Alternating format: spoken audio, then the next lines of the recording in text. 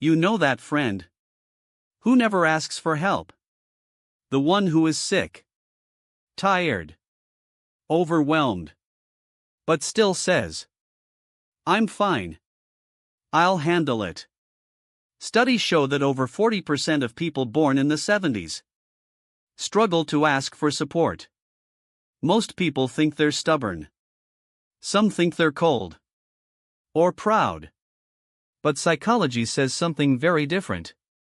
What if that independence isn't a personality trait? What if it's a survival mechanism? What if they aren't rejecting you, but simply forgot how to need you?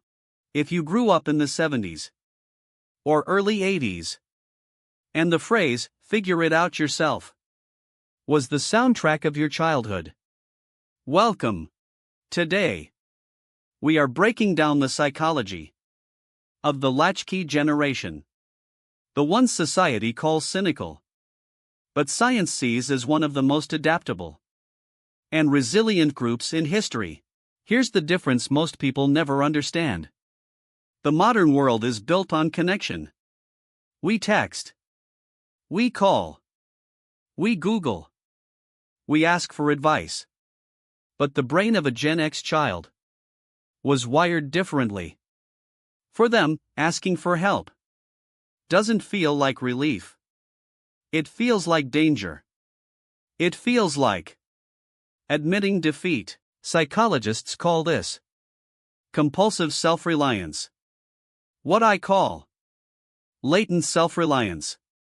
It forms when a child spends critical developmental hours without adult supervision.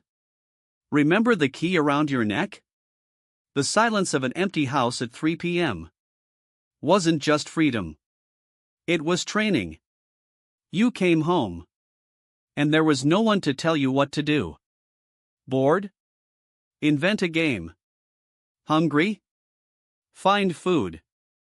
Hurt? Find a bandage. And your nervous system learned one truth. It often felt like no one was coming. Saving myself was up to me. But there's more here than independence.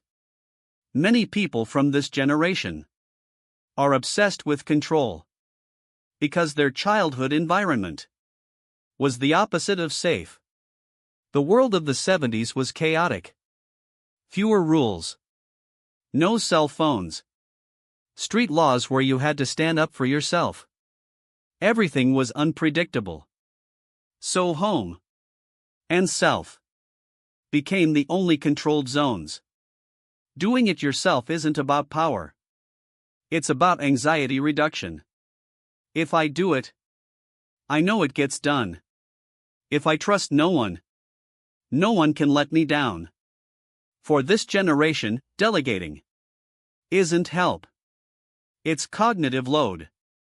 It's often easier to do the work than to explain it to someone else. Now here's the wild part. Studies show that children raised with this level of autonomy develop extremely high adaptive intelligence.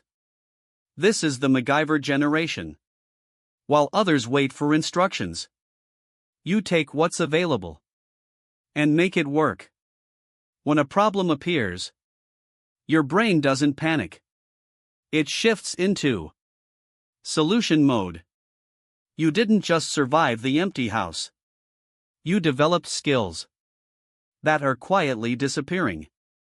You know how to be alone. You know how to handle boredom without a screen. That is a superpower in the 21st century. And yet, modern society tells you the opposite. We're told to be vulnerable, to share everything, to collaborate. Instagram psychologists say your silence is a trauma response. That if you don't cry in public, you're emotionally blocked. But what if your reserve isn't a block? What if it's armor that's kept you safe for 40 years? For someone who grew up in the 70s, silence isn't emptiness. It's dignity. Your life doesn't need to be an open book. to be deep. But we need to be honest. There is a dark side to this strength. Sometimes it isn't resilience. Sometimes it's hyper-independence. A trauma response that whispers, "You don't need anyone." Independence is a gift. But isolation is a cage. Here's the difference.